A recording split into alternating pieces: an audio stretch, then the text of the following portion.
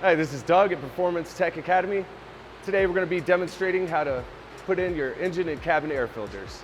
First thing we're going to be doing is locating the engine air filter housing, which will be different depending on make and model of your vehicle. Once you've located the air filter housing, you want to remove and inspect your air filter. Make sure it is clean and free of debris.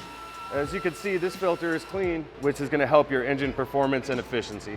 When reinstalling the filter, make sure it is properly seated to prevent any leaks. Moving inside the vehicle, we're going to be locating the cabin air filter, which is usually located behind the glove box. Purpose of the cabin air filter is to provide clean air for you and your passengers. As you can see, this filter is dirty and replacement is recommended. When reinstalling your cabin air filter, it is important to note the airflow direction, which is typically marked on the side of the filter.